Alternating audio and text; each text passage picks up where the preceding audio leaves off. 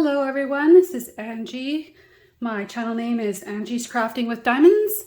Welcome to my channel. If you've never been here before, I'm glad that you've stopped in. This one is called Bubble Flower. It is 90 by 67 centimeters by the artist Josephine. It comes with 225 colors at the base, and this kit I ordered is in square. I've had it sitting here for a little while thinking about the best approach for me based on my learnings from the first one that I did. And yeah, so here we are. I've got 4 boxes of Elizabeth Ward style containers, which I ordered from AliExpress.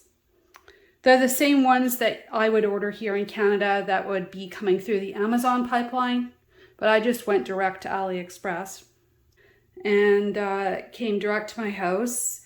I actually had ordered some off of Amazon and they actually came dirty and I turned them back. It was actually quite gross. So I have ordered some that are just the 78 pack of the small containers. I prefer small containers. That way I have less to look at, less colors to mix up together, and it makes the number of containers a little bit smaller to manage. I know there's lots of people out there that love the bigger containers, but yeah, for me, this is what works. I have mixed up colors in the past and you have to sit there with multiple trays and try and sort them out. I find that keeping the smaller quantities in the containers is pretty effective. So here I have my 4 containers. Before I started my YouTube channel, I had kitted this up. And then I decided to do a YouTube channel and I went, uh-oh, I already kitted it up. Anyway, so I just thought I'd do a little review before I start and show you how I've done it. Because what I learned was that my mind, for me, works in colors. So what I thought when I got towards the end of the last kit, which was the Flight of the Lynx, and I'll have a review of the Flight of the Lynx also in my channel. If you want to stop by at Angie's Crafting with Diamonds on YouTube, you'll see it there, is that I found that the colors in the actual canvas are grouped together. So when I say that, I mean, when you look at the blues, typically a lot of the blues are going to be in the sky. So I'm going to go towards a lot of the time this section for the sky. Okay, so that's where my logic is coming from. When I was working on the lynx, I worked on a lot of browns in the body of the lynx with some of the darks, which I have here with gray dots. So then I would know, gee, I'm working in a brown section, I've got a half a chance to find that symbol.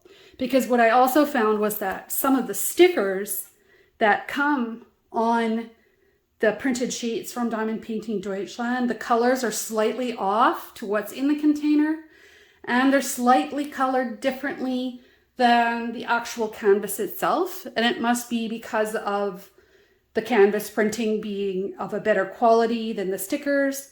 But I mean, there's nothing wrong with the stickers. They're extremely clear. You can read them. They're big enough. I mean, I cut all mine to fit on here.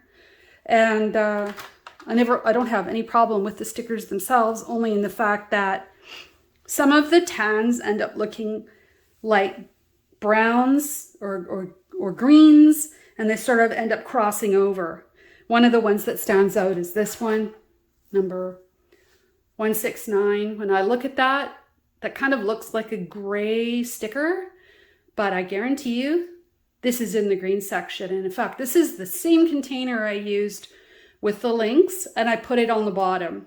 I put a G for green because I kept putting it back with the wrong color, and then I could never find it because this was a high volume symbol. There was a lot of this in the kit, so it's pretty common because it's more kind of like a neutral. So there are a lot of neutral colors. So now I've gone ahead and I bought stickers from Amazon, and I'll show you those in a sec. And I've decided what color each DMC is going to belong to. And now The logic behind that for me is I have another 5 kits to do. Those 5 kits use exactly the same DMC code, symbol code combinations. Of course, there will be some symbols that are not in a particular kit that are in other kits, but I'll just add those in. So probably at least half of these I already had labeled. Like this is another one, another common one. You can actually tell this is the original one where I put a piece of tape over top because I was wearing it out. And I put in a lot of this one. Because the grays, you know, 3768s, the 318s, those codes never change. So putting a gray sticker on it to align it that way means as I go through each kit, they become easier and faster for me because I'm memorizing where things go. I did have the idea of assigning them columns and writing on the number, but then I decided that I'm going to go without that idea this time because the combination of colors will change and shift. For example, in this kit compared to the Lynx kit, there is a lot more purple and a lot more orange. Okay, just because there's simply more colors. So then, you know, I would be moving the stickers around and they might end up being in a different column and then I'd have to resticker them. So I thought, well, I'll just try it this way because this might be enough to keep me functional. So then what I do, I'll just pause. So now you'll see that I've added in some stands. And I like to make use of what I have and I don't always like to order new things. These stands came with the Art Dot, I believe the Art Dot A3 kits, and they were the bigger kits, so they were 2 together. So what I actually do with these, because I don't like to work, it takes up less room, is I actually stand these up this way, like that. So then I can see what's going on. And I can see my colors. I'm very visual. I have to see the colors. I thought about kitting this up into the newest Art Dot large, extra large storage, which I believe has 240 of the small round files. But I think these were already kitted up. So I'm going to give this a whirl because I also know when you get into sections where you only need one, I can open this and I can just pick out one and then I can put it back, right? So with the screw top little jars, I'm going to have to pour it out and pour it back in and then screw it back on. Extra steps, right? So this is actually faster, for me anyway. I also know that it's pretty common to use the Tic Tac container storage, or I have some of these over here, some of these, but I'm going to tell you, I don't want to use these because of the way I work. So I literally take, I have like a dozen small white trays.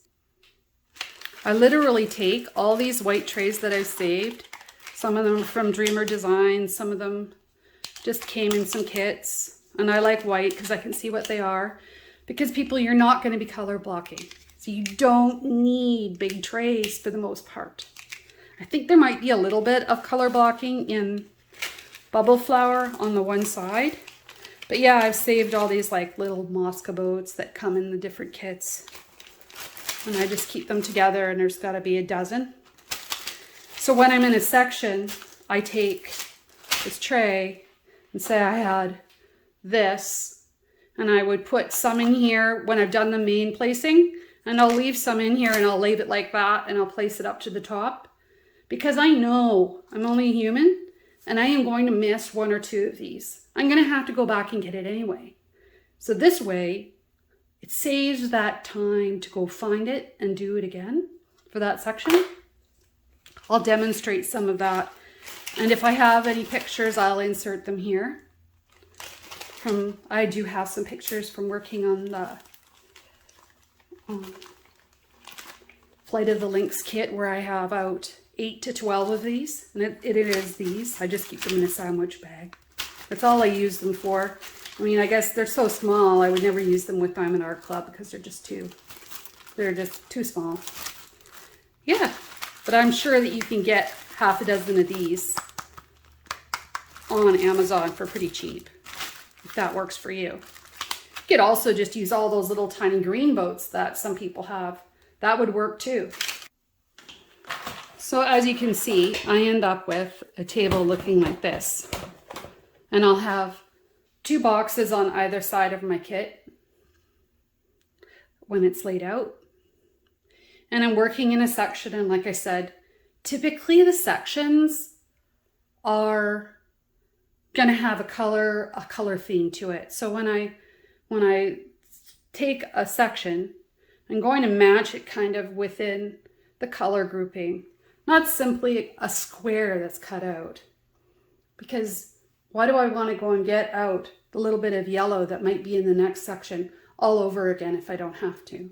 So I try and find a clean spot to put it into a square, right?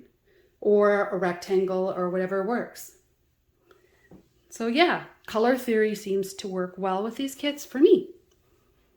Well, I hope you've enjoyed this video. If you have, please like and subscribe and come back for more. And also see the other video about the actual canvas reveal for this kit. It's really exciting and pretty. Thank you.